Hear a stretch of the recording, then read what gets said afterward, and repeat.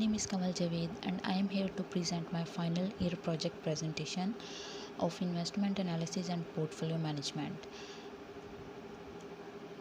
In this assignment, we have to use these 7 valuation techniques to find the intrinsic value of different stocks. And there are 2 types of techniques: discounted cash flow techniques and relative cash flow techniques. Discounting cash flow techniques are present value of dividends DDM, present value of operating cash flow, present value of free cash flow to equity, and relative valuation techniques are price over earning ratio or PORE, price over cash flow ratio or P over CF, or price over book value ratio P over BV, and price over sales ratio or P over S. First of all, we will see what is the discounted cash flow techniques. The discounted cash flow techniques valuation techniques are based on the basic valuation model, which assert that the value of an asset is the present value of its expected future cash flows as follows, and its formula is Vj is equal to sigma power n t is equal to 1. CFT divided by 1 plus k raised to power t, where Vj is equal to value of stock J, N is equal to life of the asset, CFT is equal to cash flow in period T, K is equal to discounted rate, that is equal to the investor's required rate of return for asset J, which is determined by the uncertainty risk of the asset's cash flow. Now we will move toward the present value of dividends DDM. DDM is a quantitative model, assumes that the value of a share of common stock, that is the present value of all future dividend, discounted back to their present value, and its formula is Vj is equal to D1 divided by 1 plus k raised to power 1 plus D2 divided by 1 plus k raised to power 2 plus D3 divided by 1 plus k raised to power 3 plus so on plus D infinity divided by 1 plus k raised to power infinity, and its formula is sigma n t is equal to 1 dt divided by 1 plus k raised to power t, where Vj is equal to value of common stock J, d t is equal to dividend during period t, k is equal to required rate of return on stock J. When the stock is not for infinite period, then a sell of the stock at the end of the specific period. Let's suppose we assume year 2, then we will employ the following formula: Vj is equal to d1 divided by 1 plus k plus d2 divided by 1 plus k2 plus sp here is means that the selling price j2 divided by 1 plus k raised to power 2. It means that when there is not infinity given, then we will use the selling price of the stock. Now next we have present value of operating cash flow, present value of free cash flow, present value of operating cash flow. In this model, we are deriving the value of the total firm because we are discounting the operating free cash flows prior to the payment of interest to the debt holders, but after deducting funds needed to maintain the firm's asset base, capital expenditures. Also, we are discounting the total firm's operating free cash flow. We would use the firm's weighted average cost of capital, which is WACC, as our discount rate. Once we estimate the value of the total firm, we subtract the value of debt, and its formula is Vj is equal to sigma n t is equal to 1 OFCFT divided by 1 plus WACC J raised to power t, where Vj is equal to value of firm J, N is equal to number of period assumed to be infinite, OFCFT is equal to the firm's operating free cash flow in period T, WACC J is equal to the firm J's weighted average cost of capital. Now it's time to move toward the present value of free cash flow. Present value of free cash flow, this last technique deals with the free cash flows to equity after the adjustment of operating free cash flows for debt payment. After that, present value of free cash flow could be derived. Also, these cash flows provide dividend to common stockholders. Such cash flows are referred to as free because they are what is left after providing the funds needed to maintain the firm's asset base. These cash flows are also specified as free cash flows to equity because they are also adjusted for payment to debt holders and to preferred stock. Because these are cash flows available to equity owners, the discount rate used is the firm's cost of equity K rather than the firm's WACC, and its formula is Vj is equal to sigma n T is equal to 1 FCFE T divided by 1 plus Kj raised to power T, where Vj is equal to value of the stock of firm J and is equal to number of period assumed to be infinite. FCFE1 is equal to the firm's free cash flow to equity in period T. Now it's time to move toward the second valuation technique, which is relative valuation technique. And relative valuation techniques have price over earning ratio. It is the ratio that calculated the market value of the stock relative to its earning, and in this ratio we compare the market price per share by earning price per share. The reason of this approach is that it recalls the basic concept that the value of an investment is the present value of future returns. In the case of common stock, the return that investors are entitled to receive are the net earnings of the firm. Therefore, one way investors can estimate value is by determining how many dollars they are willing to pay for a dollar of expected earnings, typically represented by the estimated earnings during the following 12-month period, or an estimate of normalized earnings as follows, and its formula is earning multiplier is equal to price over earnings ratio is equal to current market price divided by expected 12 months earning. The infinite period dividend discount model can be used to indicate the variables that should determine the value of P over E ratio as follows. P over E is equal to D over D1 over K minus G. We divided the both sides of equations by E1, and P1 divided by E1 is equal to D1 over E1 K minus G. This model implies that the P over E ratio is determined by the expected dividend payout ratio, dividends divided by earnings, the estimated required rate of return on the stock K, the expected growth rate of dividend for the stock G. Now it's time to move toward the price over cash flow ratio. This ratio is an indicator that we use for the valuation of the stock. This is used to compare the price of the company to fundamental cash flow. Based on the cash flows that are generated by a company, we can estimate the worth of the company. The growth in popularity of the relative price divided by cash flow valuation ratio can be traced to concern over the propensity of some firms to manipulate earnings per share. Cash flow values are generally less prone to manipulation. Cash flow values are important in fundamental valuation, and they become critical when do critical analysis where cash is king. P over CF1 divided is equal to PT divided by CFT plus 1 is its formula, and P over CF J is equal to the price divided by cash flow ratio for firm J. PT is equal to the price of the stock in period T. CFT plus 1 is equal to the expected cash flow per person for firm J. Now it's time to move toward the price over book value ratio, P over BV. The ratio is mainly used for many years by the analysts in the industry of banking as measure that they can use to find relative value. A bank's book value is specifically considered as a good indicator of intrinsic value because the most asset of the bank, like commercial loans and bonds, equal to book value. This ratio gained in popularity and credibility as a relative valuation technique for all type of firm based upon a study by Fama and French 1992 that indicated a significant inverse relationship between P over BV ratios and excess rate of return for a cross sectional of stock.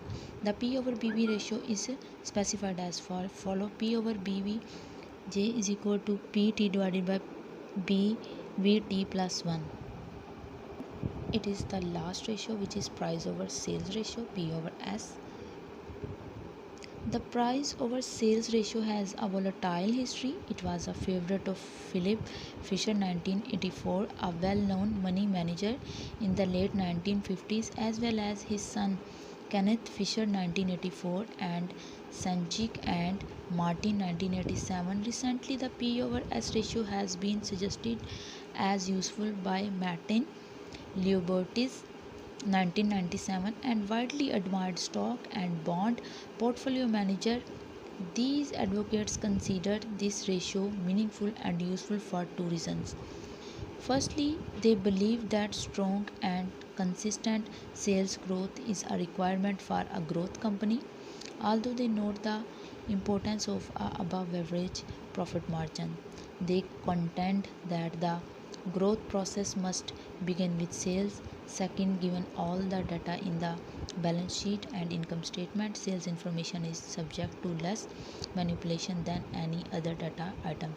The specific P over S ratio is, and its formula is P over Sj is equal to PT divided by St plus 1. Advantages and disadvantages of these models. And the first advantage is, on the base of previous year price and dividend, it has the ability to give value to a company stock. And first disadvantage is this model cannot be used to value a high growth company that pays no dividend.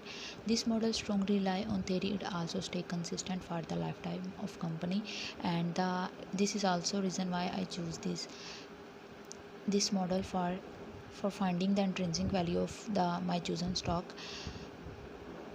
It is not appreciating some factors such as ownership of intangible asset, brand loyalty, and customer. It is frequently used to calculate the share price because it is simple and easy to understand. And last disadvantage is the difficulty for accurate projections. And as I told you earlier, why I choose this model for my stocks to evaluate them, and the reason is that it stay consistent for the lifetime of company, and it is frequently used to calculate the share price. Next, we will see the advantages and disadvantages of present value of operating cash flow. First, the advantages derive the value of the total firm by discounting the total operating cash flows prior to the payment of interest to the debt holders, then subtract the value of debt to arrive at an estimate of value of the equity. And the disadvantage is that companies deduct depreciation expenses from revenue. And the second advantage is similar to DDM. This model can also be used to estimate an infinite period. And third advantage is estimate the rate of growth and the duration of the growth for each period. Now we will see the advantages and disadvantages of present value of free cash flow to equity. First advantage is FCF means free cash flow of equity are derived after operating cash flows have been adjusted for debt payment. It allows the investor to have a close intrinsic stock value, which helps the investor in making a better decision. And first disadvantage is certain percentage of risk is built into the equation. Free cash flow is not a one solution for all. And second advantage is FCF is a trustworthy measurement that eliminates the guesswork because the reported earnings can be evaluated with more accuracy. Second disadvantage is FCF only work when a company is operating with 100% transparency. If there are equations regarding the cost trends, sales practice, and other information which affect the free cash flows, then there is too much uncertainty to use this as a tool for the investor. It helps the investors in understanding the real value of company, and if the stock price of the company is over or undervalued by the market right now, the investor needs to make a few assumptions on what will happen in the future and the accuracy of these projections if the measurement is correct or wrong. Now we will see the advantages and disadvantages of relative valuation techniques. And first, relative valuation technique is P over E ratio. And its first advantage is it is widely used in the stock market, in financial stock like in banks and insurance companies. And its first disadvantage is it can mislead the companies that are operating on the leverage. And its second advantage is it is perfect benchmarking tool to analyze that whether the stock is undervalued or overvalued. And its second disadvantage is optimize of investors can lead the inflated stock price for the whole sector. It helps the investors to estimate the company's growth potential before the investment. It does not consider debt financial structure. Now we will see the advantages and disadvantages of price over cash flow ratio.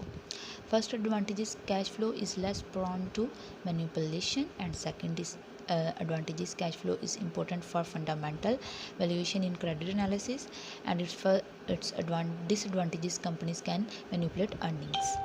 Now we will see the advantages and disadvantages of price over book value ratio. And its first advantage is it measures the market value of company relative to its book value. And second advantage is price over book value is used by investors to identify potential investment. The ratio that is under 1 is considered as best investment. Its disadvantage is it is not comparable for those companies who are operating in different countries. It can become negative because of the long series of the negative earnings.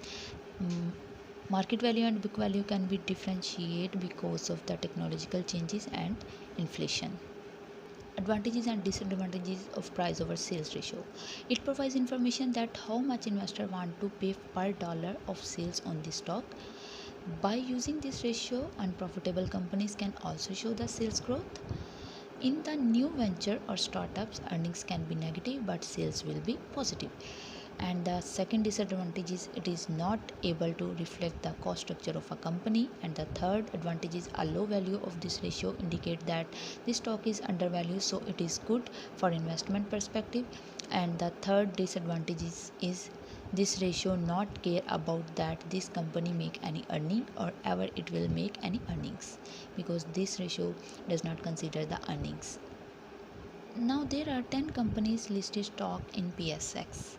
There are the 10 listed companies, their stock are traded in PSX, and the companies are: first company is Nestle Pakistan Limited, second company is Pakistan Oilfields Limited, third is Colgate Palmolive Pakistan, third is Colgate Palmolive Pakistan, fourth is Abbott Laboratories Pakistan Limited, fifth is EFU General Insurance Limited, sixth is Ahmad Hassan Textile Mills Limited, sixth is Ahmad Hassan Textile Mills Limited, 7th is GlaxoSmithKline Pakistan Limited, 8th is Attuck Cement Pakistan Limited, 9th is Endo Corporation Limited, and 10th is National Foods Limited. Now I will tell you that how I expect the intrinsic value of the Nestle Pakistan Limited for coming 3 years. To project the intrinsic value of the Nestle Pakistan Limited, I use the model, and the name of the model is Discounted Cash Flow Techniques model, and its model name is DDM, means Dividend Discount Model. Here we use the data of 2020, and the data is, here is the current stock price. On that price stock was trading on that day, and last year dividend is equal to $194, and it is dividend per share. And then I take the total dividend of year 2020 net income, which I took the total comprehensive income from, and I took the total dividend from the cash flow statement. And from the cash flow statement, its specific part is cash flow financing activities. From that I take the total dividend. Now you can see net income is 88,70,656, and I took the net income from profit or loss statement. I took the total equity from the statement of financial position, and this total equity include the assets and liabilities. EBIT means earning before interest and tax. I also took this from profit or loss statement, but here I use the other formula of growth constant. That's why I did not need to use EBIT here, and I did not take the EBIT here. Then we have RS, which means that cost of capital, and its dividend I took. And to find that, we need to dividend 2021, and we have to divide it on P0, means present price, which is current price in the market, plus GC means growth constant, which we will find in the next. And growth constant, to find the growth constant, we need to retention ratio multiplied by return on equity.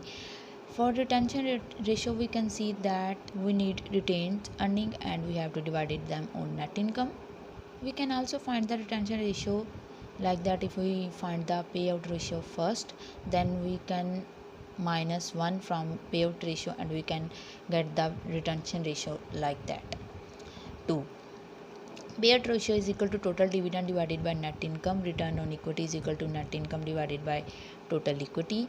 And payout ratio, you can see that here is total dividend is 78,84,667 divided by 88,70,656, and payout ratio is 0.89.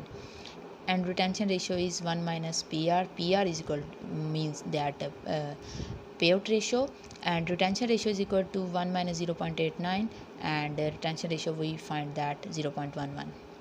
Now here we have to find the return on equity. Return on equity was that 88 lakh. To find the return on equity, we need to net income divided by total equity, and the net income is 88,70,656, and total equity is 60,906,356. And when we divided them, we got the value of 0.14. When we multiply the retention ratio and the return on equity, then we get the 0.015. Here we find the dividend of 2020.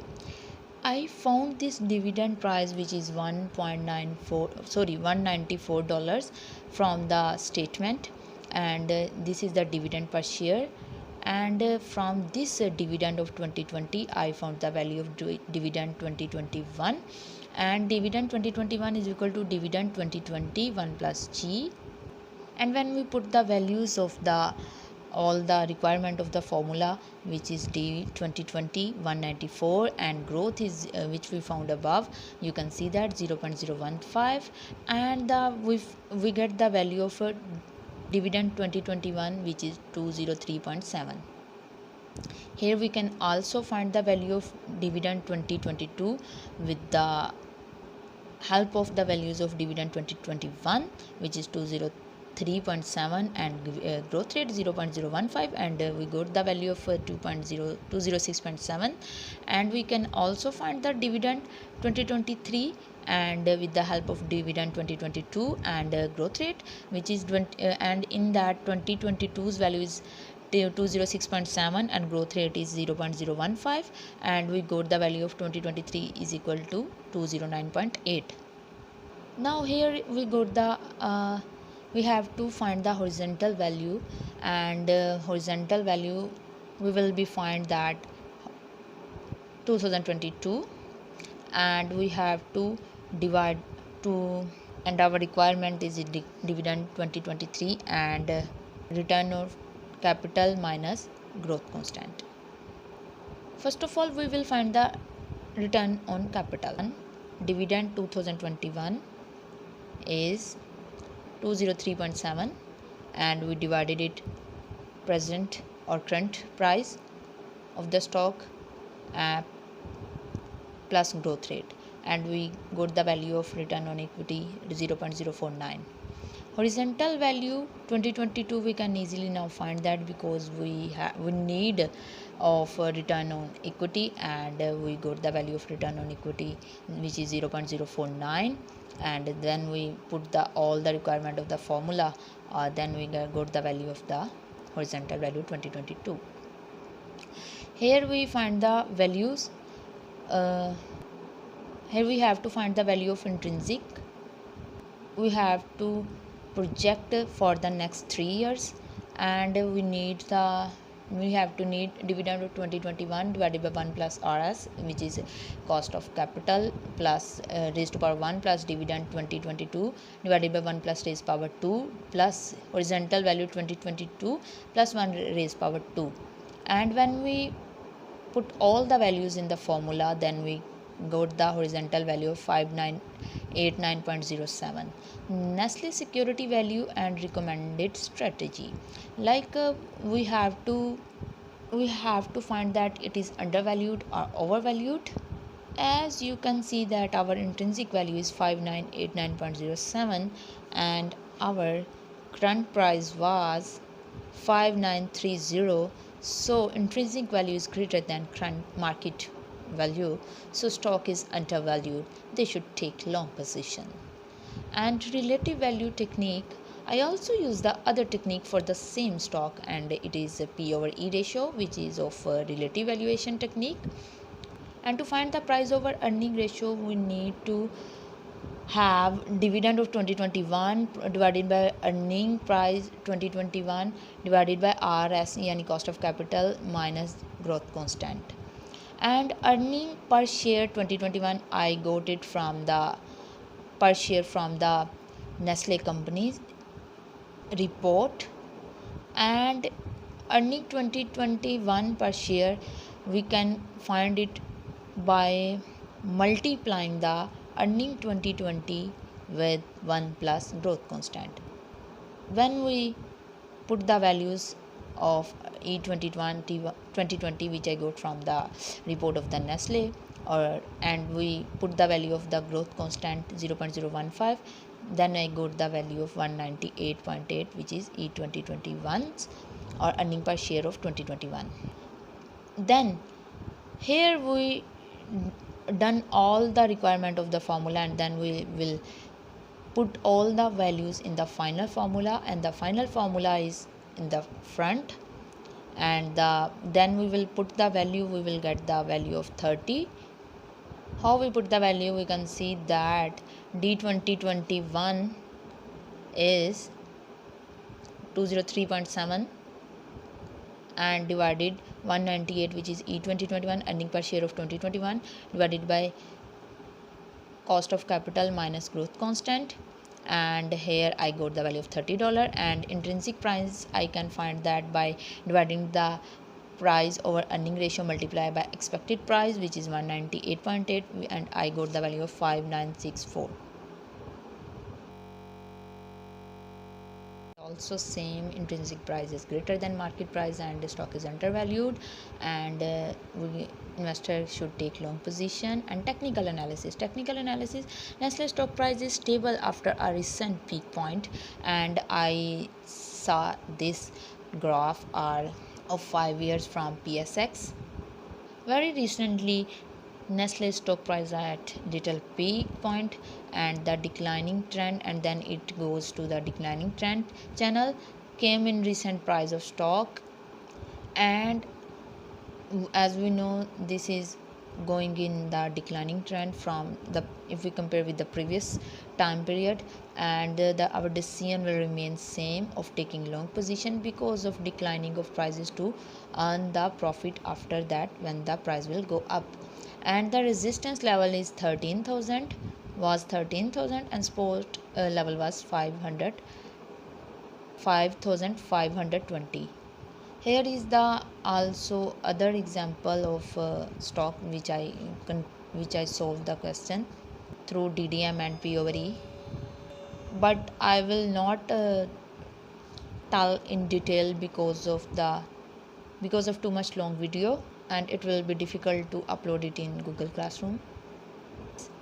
Few days ago, after the rising trend channel, then a declining trend channel came, and according to me, investors should take long position and intrinsic value, and here is also recommended that long position. Its resistance was 3,624 and its support level is 1,500. And its assumption of technical analysis, the market value of any good or service is determined solely by the interaction of supply and demand. Supply and demand are governed by numerous factors, both rational and irrational. Disregarding minor fluctuation, the price for individual securities and the overall value of the market tend to move in trends which persist for appreciable length of time. Prevailing trend change in reaction, shift in supply and demand relationship. This shift, no matter why they occur, can be detected sooner or later in the action of the market itself. It was the assumptions of the technical analysis. I'm done with my presentation. Thank you so much for watching.